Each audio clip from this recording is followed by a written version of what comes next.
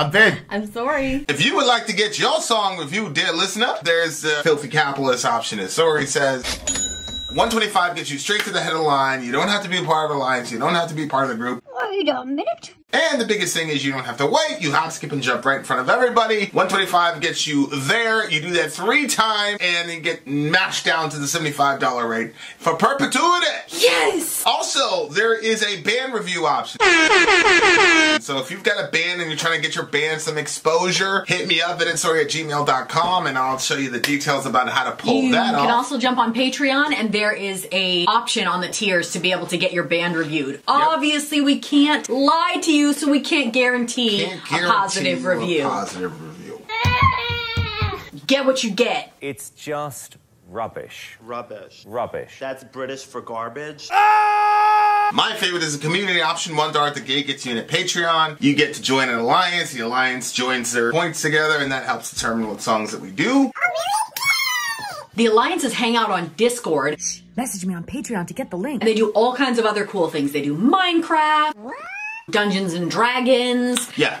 It's really a community within the community. Anybody can go on the Village, Facebook.com/Vin and Sori. There's 160,000+ people on the channel. What's cool about the Discord is that it offers a real opportunity for community connection, friendship, that type of thing. And it's on Discord, so if you're not a Facebook person, it's for you. You start off at $1. Right. Plus you get exclusives. Sori and I are working on a song. So the first 15 seconds of that was on Patreon. Also, at $15 tier and above, when we actually debut the video, they're going to be there live with us. There you are, dear listener. Buy merch. All right, guys. Oh my goodness. Lucky for you, no commercial. Yep. We're going right into Lucky Amalgam. for me, too. You can see I don't right want there, those breaks. Amalgam is the name of the John. We're going right into it. Let me turn off my techno real quick. Pause. And we're back, guys.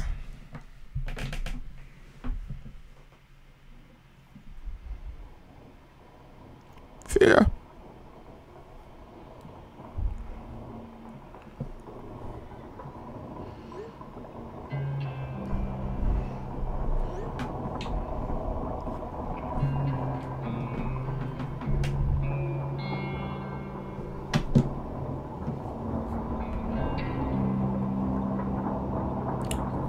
The next song.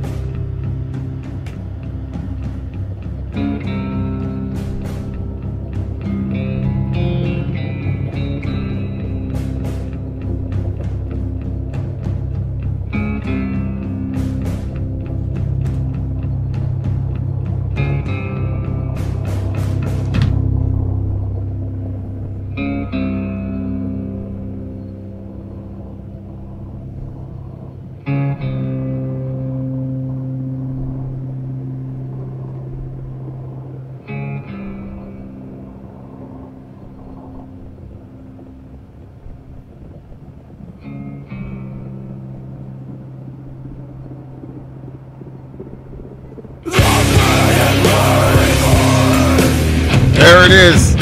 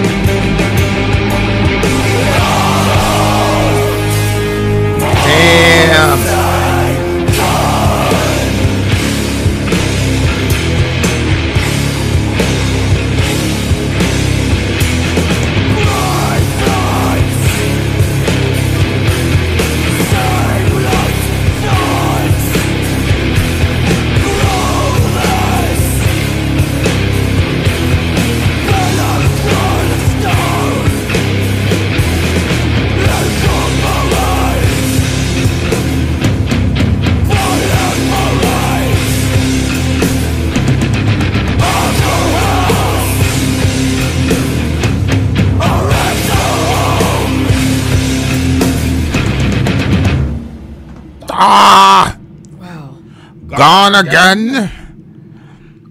We're at stop right there. Wow. Wow, man. These guys. Okay, so here's the problem. I would say that this genre could overcome black metal for me. Yeah. But I can't say that because how do we know we're just not dealing with Michael Jordan? See what I'm saying? Because before Michael came, they had nothing. After Michael came, they had nothing. So how do we know that this genre is really this good, or we're just dealing with an exceptional band? Yeah, that's true. See what I'm saying? Yeah. Mark, what do you think? Do you think just said, which do you think it is? Do you think we're dealing with a remarkable band, or do you think there are more people within this genre that create this excellent? I mean, they're probably. Go ahead. Go ahead. Ask your question. Yeah, I already did. He said you're good now. I am not sure. I mean, I definitely think for me this takes over, black metal for me. I love it because they have all that extra stuff in it, but it still has that vocal style. But for me, the vocal style, when you have that type of vocal style and it's mixed with music that, in my opinion, feels crappy or sounds crappy and doesn't have good, not only does it not really sound that good, but then it also I guess you could say the harmony of it or whatever doesn't sound good, and then on top of that it's bad production. Yeah, it's just too much. It's just too much, and then it gets low scores. Shout out to Gregory from the Netherlands. Yeah. No, Mark, but would you call? No, we're not saying that this is black metal. What we're saying is, for us, this feels like this could for us take over black metal. Like black metal could go over there, and we could listen to this as our black metal. Yeah, or are you saying black metal is my favorite genre? Mm-hmm. So I'm about to say, okay, this is now my favorite genre. My issue, though, is how do I know? Is this just a once in a lifetime? Is this like a Michael Jordan? This band is just not one of the greatest bands of all time. But he said he found them because he was listening to stuff that he already liked, and he was listening to bands like it. True. So. True. This was not his starting point. Okay, so Amalgam seems to be he's now gathering his forces. Right? Yeah. So it starts off the fallen host, the pit, it breathes, revive. Yeah. Bronchia, grow, limbs, augment, life, endure, enamor. Which is, shout out to Viet Cong Forever. I do this all the time. Every time I see How would you compare it to ISIS? Yeah, I have not. We listened to one ISIS song, bro. 2 at the max. So you'd have to hear more to be able to compare them. And I would not put these guys in the same category as ISIS. It's completely different to me. These guys are like one of the top bands of all time. Mm-hmm. So, this part at the beginning reminded me of. Do you remember on Lord of the Rings when those beasts were coming out of the ground? They were growing. The orcs. Yeah. The orcs. Yeah. Mm-hmm. Yeah. And it also reminded me of. Is it Isaiah or is it Ezekiel when he calls the dry bones? Yeah. Remember the dry bones come to life. Yeah, Ezekiel. That's 37. Yeah. So you had the thing in 36. I'll give you a new heart, new spirit, and the value of dry bones, I think, is 37. Oh, okay. All right. Yeah. Because they're all coming back together here. Yeah, 100%. Really, really good stuff. I think. Okay, so now ghost flesh, mortar truth, scaffold built of dust coalescent, substance formed of our own volition. See, that's really interesting. Because when he talks about scaffold built of dust coalescent, that would be man, right? Adam is made of dust. Yeah. Adam is a building. Yeah. And a lot of the times, and I don't know if this storyline gets picked up in the previous record, but one of the stories for one of the reasons why the devil got cast out was because God told all the angels to bow to Adam, and the devil refused. And, the Islamic version of the story has Iblis saying, he is made of clay and I am made of fire. Yep. So I'm not going to bow to him. And that's what sends him off. So that's really interesting. That he story, says, actually. Ghost flesh. Right? Yeah. A way to say some sort of spiritual body or whatever you want to call it. What's mortar truth mean? No idea. Mortar, Yeah, that's truth. kinda- Truth. Mortar is like, you holds the stack bricks all that together. sticky and it holds everything together. So maybe they're talking about a certain kind of truth that holds them together, and it's probably substance formed of our own volition. Let the rings arrange. Stone substratum. Yeah, I do think, biblically speaking, you can make the argument that that angels or divine beings or B'nai Elohim, whatever you want to call them, do have the capability of physicalizing themselves. And I wouldn't say that it's creation, because God is the one with the ability to create ex nihilo, or from nothing, or really it should be from himself, which would be ex ego or something like that. But God is the only one that has the power to create from himself. Mm-hmm. But I do think that it's clear, biblically speaking, that God has given these spiritual beings the ability to physicalize, and that they can use that ability outside of God's will. Mm-hmm. And when they do that, then they're off the team. Right? So I keep talking about Shem Yaza and those guys in the intertestamental literature. They were all up there chilling, talking, because they wanted to, check out the girls. And Shem Yaza's like, look, if I'm going to do this, everybody needs to do this, because if I'm getting in trouble, everybody's getting in trouble. So they all made a covenant on Mount Hermon when they came down, and there are some New Testament ideas that the transfiguration happened on Mount Hermon. Oh, really? Yeah, Michael Heiser stuff. Really, really, really interesting stuff. Well, I thought it was Mount Tabor. Is that the same thing? No. The transfiguration? Yeah. Where'd you get that? What do you think? There's certain geographical clues that would suggest it was Mount Hermon, which is really interesting. Because where's Mount Tabor? Do you that's even know where, anything about it? Well, that's about 50 miles south. Babe, why are you so smart? It's not smart. Everybody has a Bible map. Everybody has a Perkinos is in here. But the point is the transfiguration happened on Mount Hermon, and Jesus was kind of poking them in the eye. Because that's where they had their little covenant to go and Oh, that's and then interesting. so then Jesus shows up and says, "Hey, I'm in your hometown. I'm in your backyard. What are you gonna do? Y'all ain't gonna do nothing. Y'all soft." Basically, is what it looked like. Okay. So, but it is interesting. Substance formed of our own volition. I think that the case is almost impossible to refute, biblically speaking, that angels do have the ability to physicalize themselves. Do you think that there was any? Okay, so if the angels came down and procreated with women, like, let's say, that they looked at them and they were like, oh, they're beautiful, this would be cool to do. But do you think that there might have also been an element of, well, if we get them to sin with us, like, how he said, well, you guys come and do this sin with me. And then they go and they sin with the human beings. Like, do you think that he thought, well, we'll all get in trouble, including the humans. Finally, they'll get their Well, that's exactly what happened. Right, but then they don't. You know what I'm saying? Well, but they... And then, on the Mount of Transfiguration, Jesus is transformed in front of them, and they also see two other humans that were in a more superior form. So, on that place where they thought they were going to degrade them, like they had a plan to degrade them, Jesus steps down and shows that they're actually uplifted. Yeah, I'm not sure. I'm not sure. I'm not sure. Because it just looks to me from the text, scripturally speaking, that they were it was just a lust issue or a fun issue. Like, there wasn't some ultimate master plan that they had. And that's part of the problem. That was part of their problem, was that they didn't think things through. Because the other side of that is that, in the Enochian literature, they had kids with these women. So these angels, they came down, they physicalized, including apparently reproductive organs. Then they had kids with these women, and the kids were violent and did all types of craziness. And so one of the punishments that's listed explicitly in the Enochian literature is God says, "Nope, I'm going to send you guys down there. I'm going to kill your kids right in front of you." Now, that's not in the Bible. But the point is that these beings were loyal to their children, oddly enough, and so they could feel pain and they could feel hurt.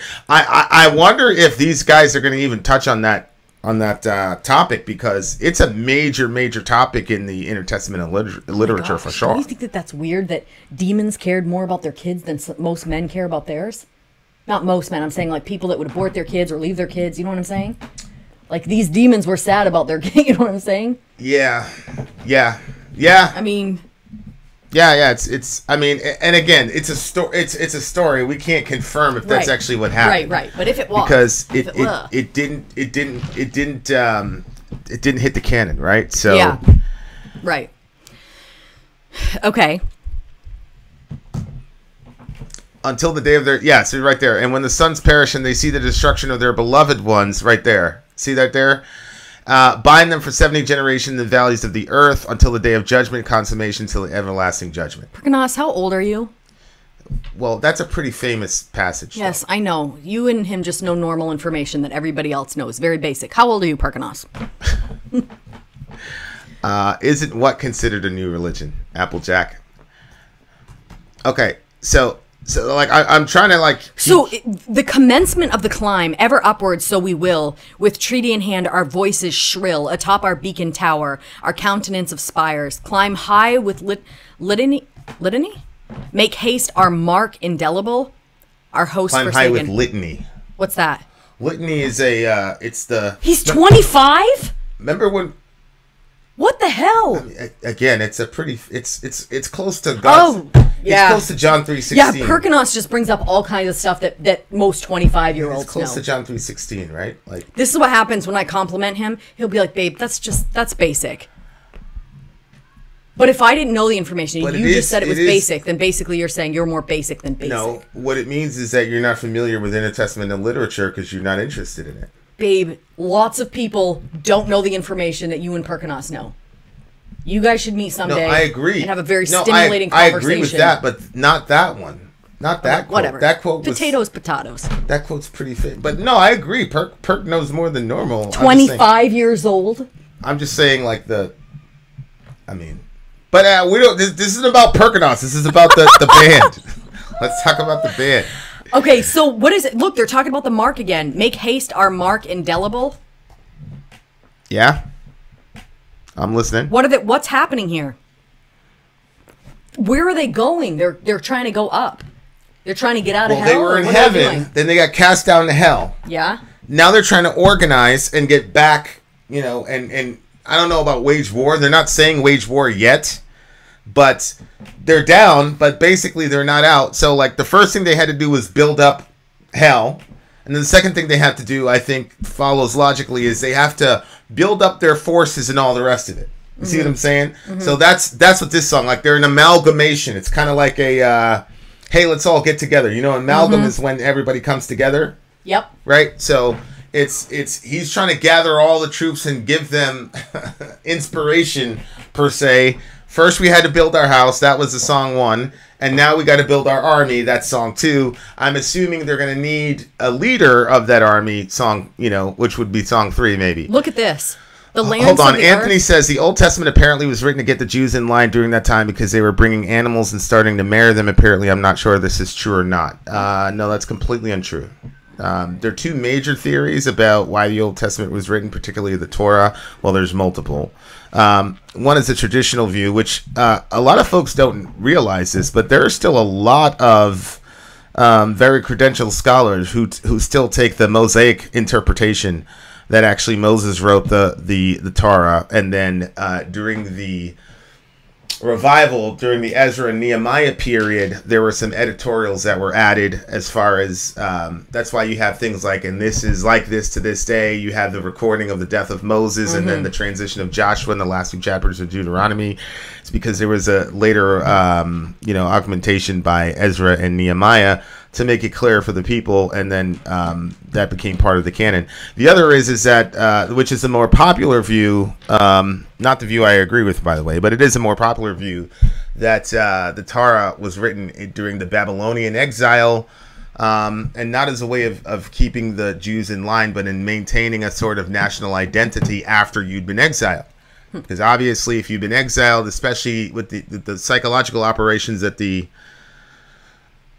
Babylonians employed, where you take the best people that represent, the kings and the bourgeoisie of the conquered people, were then transitioned to a Babylonian type lifestyle, and that was designed for the captured people to completely abandon their heritage and become subsumed into Babylonian culture, hence why they wouldn't eat the king's meat and all the rest of it in Daniel, chapter 1.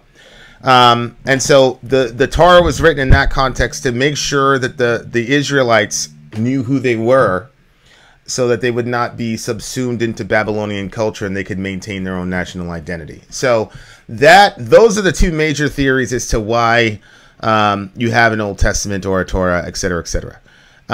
Okay. And as Perk says to you, Soraya, anyone can figure this stuff out just by reading the intertestamental literature. Most people just don't do it. Correct. Look, here it is. The same answer that Vin gives. That's because it's true. It doesn't matter. It still means you guys are, lots of people read stuff and don't remember it like you guys do. Okay.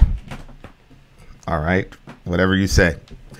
The commencement of the climb, ever upward, so we will, with treaty in hand, our voices shrill. Now, that was really interesting because he says, with treaty in hand. Mm-hmm. So, the author, I really would love to talk to this guy because the author is having the devil become like, this amazingly patient diplomatic person. So like in the first record, he's like, come on, man, stop doing this. Like, you're being crazy. Like, he was saying, cease and desist. Desist. And then God's like, no, I'm going to be mean. Get out of here. And that was like, right. And now like he's showing up. He's like building this like rebel army, and he's coming with this. It's unbelievable. Very, very interesting. Did you think this part was interesting? The larynx of the earth. What's this word? Tintubulate. I don't even know what that means. But he said the larynx of the earth, where how it kind of gives the idea that they were swallowed by the earth. Yes. Yeah. That tintubulate probably means to throw up or something like that. Ew. I guarantee you. Like, read me the, was it Tintubulation. To ring or sound like a bell. That is not what I expected. So there it is. Okay. Well, there you have it. Cathedral serenade. Okay. Yeah, these guys, you got to get your Websters out to deal with these fellas. Okay. And this, our cold house, our exile home. It's just funny that he said cold because, I mean, we always picture hell as hot and fiery. But right. One thing I think is interesting, I mean, not that hell probably is something completely different than what we're thinking. But regardless, when we say, like, how when something can get so cold it actually burns? Yeah. So who really knows? Oh, I see what you're saying. I don't think people in hell have nerves. That's you? You said that? I don't think people in hell have nerves. What do you think it is? Something in your soul and your spirit? Well, I mean, there are spirits in prison right now, mm-hmm. right? In Tartarus, according to 2 Peter, mm-hmm. There's spirits. And spirits don't have nerves. Do they get... Okay, so we get resurrected bodies in heaven. Do the other people? Welcome back, CB. It doesn't say anything about angels ever getting a corporeal nature. So whatever, they're not having a good time in Tartarus. We know that, but whatever is happening, it's not physical, right? Because they're literally called the pneumatikos in prison, the spirits in prison. So, you know what I'm saying? Like, I do, yeah. Yeah, that's like, just a terrifying thought. Those are physical metaphors to communicate a spiritual reality. And I'm not saying, so I don't believe in like literal fire in hell, but I'm not saying that that's good news. Mm-hmm. What I'm saying is that God himself, the closest thing he could use to communicate to us as to what it's like is being on fire forever. See what I'm saying? So like, just because I don't believe like it's an eternal fire doesn't mean that I think you're going to have a good time there. Like, people always say like this weird shit, like it's going to be a party. Like, no, bro. Like, Jesus didn't die to save you from a party. Yeah. Right? That doesn't make any sense. Sometimes I think about how so we have our physical body, and then you have your spirit. You also have your soul. Your soul is kind of like your mind, your will, your emotions. That part of you kind of makes you you. But I was thinking how if you have, like Johnny Erickson Tata, or different people that have lost large portions of their body, if those people are poor in spirit and in soul, it's intolerable. But a lot of times when their body is messed up, they have to strengthen themselves in their spirit and in their soul. Otherwise, you can't survive it. And so because we're broken up into these different pieces, holistic living or living with wholeness is to be able to get your body, your soul, and your spirit, all of them to a healthy point. So we all know what an unhealthy body looks like, but if somebody's spirit is unhealthy, it's harder to tell, except that, you know, the Bible says that out of the mouth, the heart speaks. So that can kind of give you clues as to where you're at or where somebody else is at. But it's just, I could, if they don't have a body, you know, I've often been, obviously, you know, like childbirth was extremely painful, but that doesn't compare to the torment of the soul when something's not right or when you're not at peace. Well, for me, childbirth was extremely painful, but you'd probably say that your miscarriage is more painful. Absolutely. Or hurt for longer. Absolutely. Right. Right? Yeah. And so, Perk, did you see what Perk just put up there? I'm sure it was something next level, even though you guys are just regular. This was Show us. This was on the level of what Amy Lee said about with that Jung quote. Look at that. To paraphrase Dostoevsky, go ahead, read that. If the fires of hell exist in a material sense, it could only serve as to distract from the agony of being unable to love. Oh my God. Oh my gosh. Which would be a very good distillation of what it means to be an image bearer of God. Ultimately, what it means to be an image bearer of God is the capacity to love and to be loved. Because John says God is love. And there are lots of attributes of God or properties of God that are not activated unless there's a created being. But love is not one of them. Right. So, like, for example, wrath. The wrath of God can only is dependent on creation. God, because only creation could right. But love, the love of God, because we have a Trinity, has been there, independent and absent of creation. So, if you wanted to distill what it means to be an image bearer of God, yes, it means externally that you're crowned with glory and honor, and that you should be infinitely respected and valued. But internally, what it means ultimately is you have the ability to love and to receive love in a way that's unique. And I think the concept of hell being a place where you're unable to love and receive love anymore is a type of torture that nobody understands. But the crazy thing is the torture's coming from you. Like, the older and older I get, the more and more I see people choose their own hells, man. It's so true. And try as you might, you can't get them out of it. You know, so it's this presentation, I understand it because a lot of people look at the Bible as a rule book, and then they look at God as a scorekeeper. Yep. So if, like, you have a good score, he lets you in. You have a bad score, he doesn't want anything to do with you. And so from that perspective, then hell is something God is doing to people. But if you look at the Bible as a relational book and God as a father, then what hell is the seedy bar, that the nasty bathroom and the seedy bar that the rebellious teenage kid ends up in because he was a spoiled trust fund kid who hated the authority of his father. So that's where you end up. You end up in some, you know, on some bathroom floor in some seedy bar when you're really a multi-quadrillionaire.